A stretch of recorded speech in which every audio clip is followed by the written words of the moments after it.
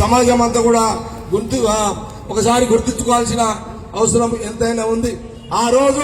ఈ రోజు ఏ రకంగా అయితే ED department Bharatiya Janata party ప్రభుత్వము మరి ఈడీ పేరు మీద ఈ రోజు సోనియా గాంధీ రాహుల్ గాంధీ గారిని పదే ఈడీ డిపార్ట్మెంట్ వాళ్ళు పిలిపించడానికి దీని ఇంకొక పెద్ద రాజకీయ కుట్ర ఉన్నది.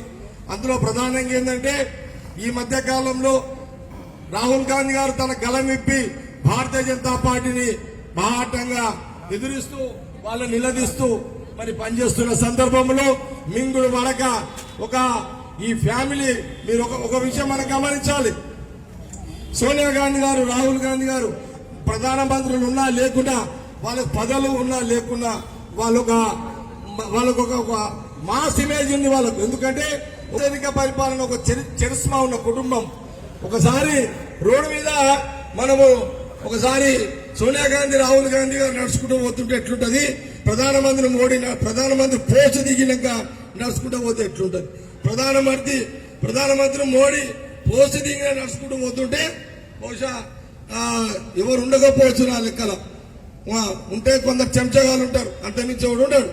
అదే సోనియా గాంధీ రాహుల్ గాంధీ ఇట్లా నడుచుకుంటూ పోతుంటే మన కార్యకర్తలే కాదు యావత్ ప్రజానికి ఆకర్షితులవుతారు. ఆ చరిస్మా ఉన్న కుటుంబము సోనియా గాంధీ రాహుల్ గాంధీ గారి యొక్క ఫ్యామిలీ అనేది తప్పదు. అందుకే ఈ ఆర్ఎస్ఎస్ కూడా ఆనాటి నుంచి కూడా ఆ రోజు గాంధీ గారిని చంపింది గాడ్సే. అదే గాడ్స్ నే మరి భారతీయ జనతా పార్టీ పార్లమెంటు వాళ్ళ ఎంపీలు గాంధీ గారిని చంపిన గాడ్సే గొప్ప వ్యక్తి అని ఆ రోజు మరి మనం చాలా సందర్భాల్లో బీజేపీలు మాట్లాడితే బీజేపీ ప్రధానమంత్రి అమిత్ షా ఆర్ఎస్ఎస్ ఖండించలేదు. అంటే మొదటి నుంచి కూడా ఈ గాంధీ అనే ఒక మాట, గాంధీ అనే ఒక పేరు ఈ భూమి మీద భారతదేశంలో ఉండకూడదు అనేది ఆనాటి నుంచి కూడా స్వతంత్ర ఉద్యమ కాలం నుంచి కూడా ఆర్ఎస్ఎస్ మరి ఇలాంటి కుట్రపూరిత అంటే స్వతంత్రం తెచ్చిన గాంధీనే పోరాట చేసే స్వతంత్ర కారకుడైన గాంధీనే వీళ్ళు చంపిర్రు అని అంటే ఈ రోజు ఈ గాంధీ ఫ్యామిలీని అలాంటి ప్రక్రియనే ఈడీ డిపార్ట్మెంట్ ద్వారా ఇప్పుడు ఎవరు చంపాలనే కూడా ఈడీ డిపార్ట్మెంట్ ద్వారా వీళ్ళ మీద ఈ లొసుకులు ముందు పెట్టుకొని వీళ్ళంతా కూడా ఈ కక్ష రాజకీయంగా చేస్తున్నారు.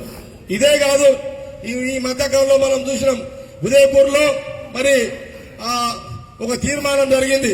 రాహుల్ గాంధీ గారు యావత్ భారతదేశంలో బీజేపీ ప్రభుత్వ వ్యతిరేక విధానాల మీద 15 నల్లధనాన్ని తెచ్చి పేదవాడికి 15 లక్షల రూపాయలు ఇస్తున్న మోడీ మాట తప్పిండు అనే యొక్క అదే కాదు మతపరమైన రాజకీయము, మత కల్లోలాలు, రాజ్యాంగాన్ని తుక్కలు దొక్కి అంబేద్కర్ రాజ్యాన్ని అణగదొక్కుతూ సొంత రాజ్యాంగాన్ని అమలు చేసుకునే ఒక ప్రభుత్వం బీజేపీది. ఈ బీజేపీని మరి ఈ యొక్క ప్రభుత్వాన్ని ఎండగట్టే ప్రయత్నంలో రాహుల్ గాంధీ గారు అన్ని రాష్ట్రాల్లో 90 కిలోమీటర్లు భారతదేశం మొత్తము రాహుల్ గాంధీ గారు పర్యటన చేస్తారు. కాబట్టి ఆ పర్యటన తిరగకుండా ఆ పాదయాత్రలు చేయకుండా ఈ ప్రభుత్వాన్ని నిలదీయకుండా రాహుల్ గాంధీ గారిని మరి ఒక వ్యూహాత్మకమైన ఈ గాంధీ చరిత్ర గల ఈ పార్టీని వాళ్ళ కుటుంబాన్ని ప్రజలకు అందుబాటులో ఉండకుండా ఈడీ డిపార్ట్మెంట్ ద్వారా వాళ్ళు ఇలాంటి అలిగేషన్లు పెట్టి కాలయాపన చేస్తూ వచ్చే ఎన్నికలకు సోనియా గాంధీ రాహుల్ గాంధీ గారు భారతదేశంలో ఇలాంటి పాదయాత్ర చేయకుండా మరి వీళ్ళందరినీ కూడా కట్టుదిట్టం చేసే ఒక వ్యూహాత్మకంగా కుట్రపూరిత రాజకీయంగా మరి బీజేపీ ఆర్ఎస్ఎస్ చేస్తుంది. కాబట్టి అందులో భాగమే ఇది పదే మరి నిన్న ఈడీ ఆఫీస్కి పిలిచారు, మళ్ళీ ఈ రోజు పిలుస్తారు, మళ్ళీ సోనియా గాంధీ గారికి చూస్తారు.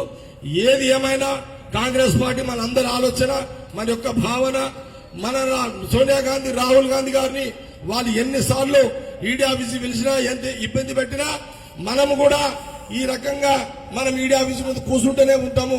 ఇంట్లో వెనక్కి వెళ్లే ప్రసక్తి లేదు అనేది తెలంగాణ ప్రదేశ్ కమిటీ పక్షాన ఒక నిర్ణయానుసారంగా ఏఐసీ డైరెక్షన్ లో మనం పనిచేస్తున్నాము.